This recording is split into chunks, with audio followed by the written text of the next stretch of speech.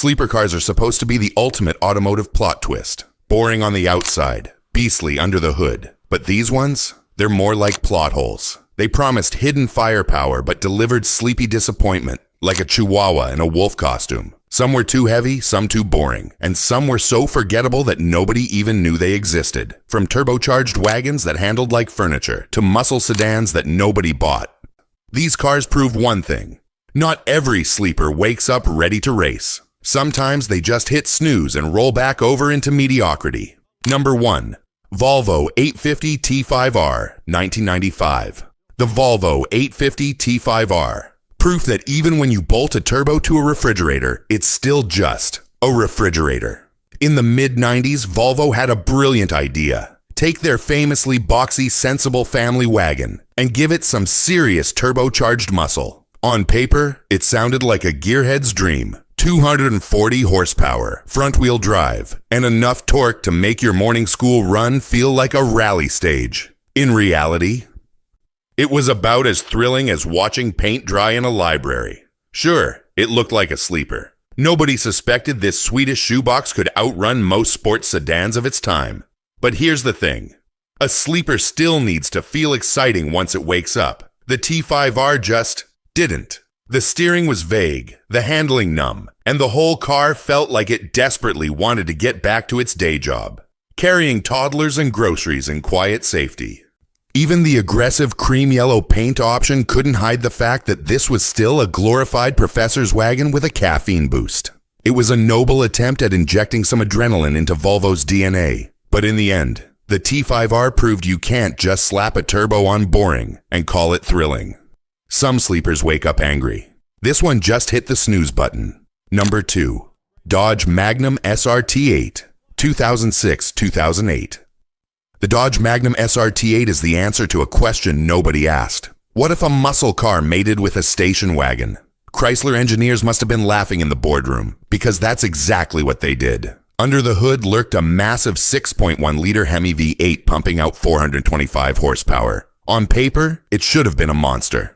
In practice, it was like trying to win a drag race with a brick-shaped U-Haul. The Magnum SRT8's biggest problem wasn't power. It was physics. The thing weighed nearly 2 tons, handled like a drunk school bus, and had the aerodynamic profile of a shipping container. Sure, it could blast down a straight line, but take it around a corner, and suddenly you're reminded you're driving a wagon, and not the cool Euro kind. Buyers were confused too. Muscle car fans didn't want a long-roof grocery hauler, and family buyers weren't exactly lining up for a gas-guzzling V8 that got single-digit MPG when pushed. It tried so hard to be the ultimate sleeper muscle car, but instead it became a rolling identity crisis. A muscle wagon might sound cool today, but back in 2006, it was too weird to be mainstream and too heavy to be fun. The Magnum SRT8 is now mostly remembered as an automotive oddball. The muscle car that couldn't quite outrun its own weirdness. Number 3. Buick Regal GS, 2012-2017.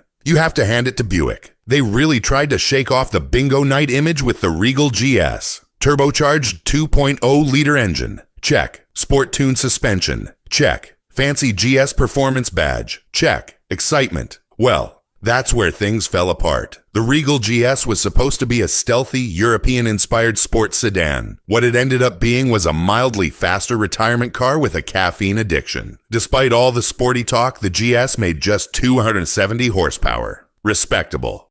But nowhere near enough to take on the segment's real performance sedans. Worse, it didn't feel quick. The steering lacked feedback. The brakes felt mushy, and the whole experience was about as exhilarating as microwaving oatmeal. And the biggest sin? It was still very obviously a Buick. Buyers shopping for a sleeper performance car didn't want something that looked like Grandpa's medical appointment shuttle. And Buick's loyal fan base didn't want a turbocharged sports sedan that rode stiffer than their recliners. The result was a car that appealed to exactly no one, and sales numbers showed it.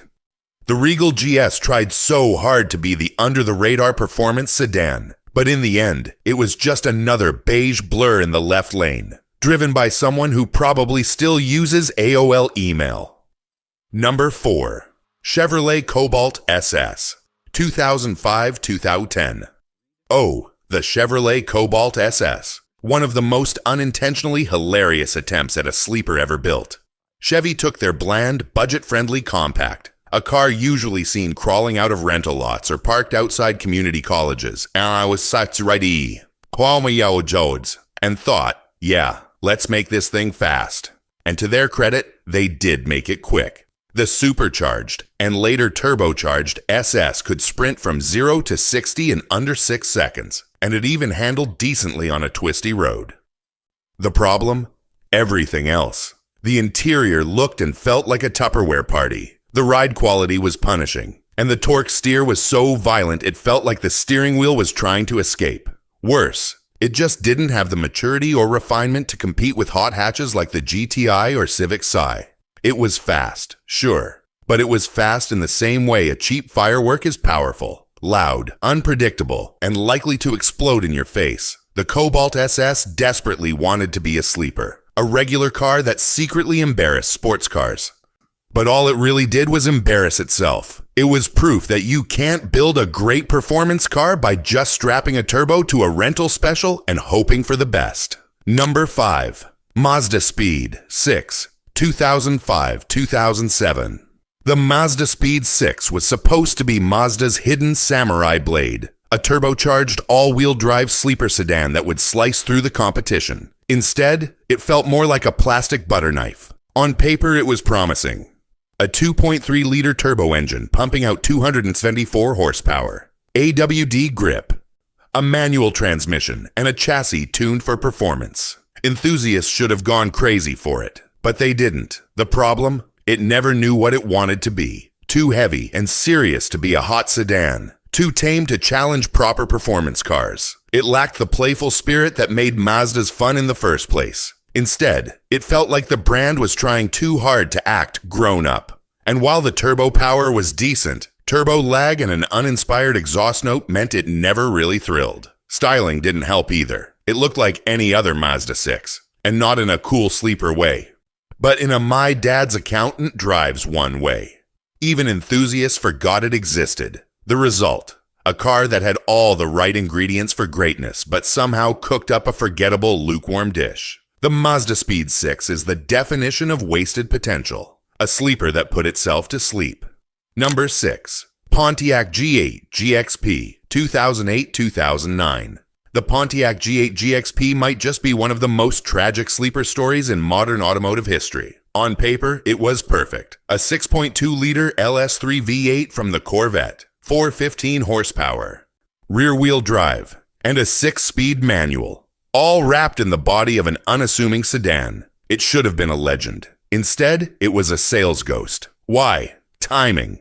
Pontiac dropped this monster right before GM imploded and killed the brand. That meant barely anyone even knew it existed. And those who did were hesitant to buy a car from a company about to disappear. Even worse, the G8 looked too plain. It had the vibe of a rental spec fleet sedan. Not a 4-door Camaro hiding in sheep's clothing. And without a proper marketing push, it was dead on arrival. Performance-wise, it was absolutely a sleeper. It could smoke Mustangs and M3s while carrying 3 passengers and a trunk full of groceries.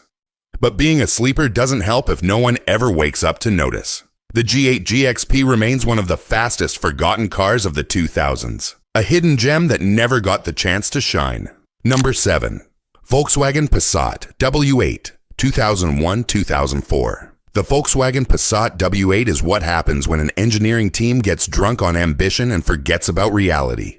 VW thought it would be brilliant to shoehorn a complicated, exotic W8 engine into a regular mid-size sedan. And sure, 270 horsepower and smooth refinement sounded great, but the rest of the car simply didn't live up to the badge or the price. First problem, cost. It was wildly expensive for a Passat, brushing up against entry-level Audis and BMWs.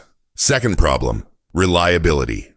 That W8 engine was a maintenance nightmare, with repair bills that could bankrupt a small country. Third problem, performance. Despite all that engineering, it wasn't that fast. Most V6 competitors felt just as quick, and often handled better. The biggest insult? Most people never even realized it existed. It looked identical to a regular Passat. So the only people who cared were mechanics, and they hated it. Volkswagen tried to build a sophisticated sleeper sedan, but instead created an overpriced headache with no audience. It's the automotive equivalent of putting a jet engine in a lawnmower. Impressive, but utterly pointless. Number 8. Mercedes-Benz E55 AMG Wagon, 2003-2006. Let's be honest, the Mercedes E55 AMG Wagon is objectively cool. It's a station wagon with a supercharged 5.4-liter V8, 469 horsepower, and enough torque to pull a yacht. It could outrun sports cars while carrying your dog, your groceries, and your 3 screaming kids. So why is it on this list? Because almost no one bought it. Here's the thing. Sleepers work best when they have a purpose. But the E55 wagon existed in a weird no man's land. Performance car buyers didn't want a wagon, and wagon buyers didn't want Zur Tut-60 in 4.5 seconds. It was too practical for the performance crowd, too ridiculous for the family set, and way too expensive for both. And while it was brutally fast, its heavy weight and soft suspension meant it wasn't exactly a track weapon either. The result, a niche product that was objectively brilliant but commercially invisible. It's one of those cars enthusiasts say they love but almost nobody actually buys. The E55 AMG wagon might have been the ultimate sleeper, but it was also the ultimate sales flop, proving that being cool doesn't always mean being successful. Number 9. Cadillac STS-V, 2006-2009. The Cadillac STS-V was supposed to be America's answer to the BMW M5. A luxury rocket that would prove Cadillac could do performance and prestige in one package. And on paper, it sounded like a serious threat. A supercharged 4.4-liter Northstar V8 with 469 horsepower, Brembo brakes, a sport-tuned suspension, and rear-wheel drive. In reality, it was about as exciting as a board meeting with free donuts. The main problem was that nobody believed it was fast. It looked almost identical to the base STS your uncle bought for his Florida retirement home. No flared fenders, no aggressive body kit.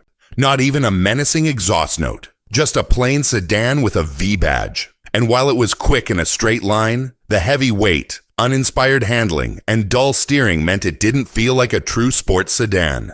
It felt like a luxury car that happened to accelerate slightly faster than expected. Worse yet, Cadillac priced it like a German super sedan but offered an interior that felt about 3 trims below a 5 Series. That combination, boring looks, bloated price, and meh driving dynamics, meant buyers didn't line up. The STS-V wasn't a bad car. It was just forgettable. And in the world of sleepers, that's the ultimate sin. If nobody remembers you're fast, were you ever fast at all? Number 10.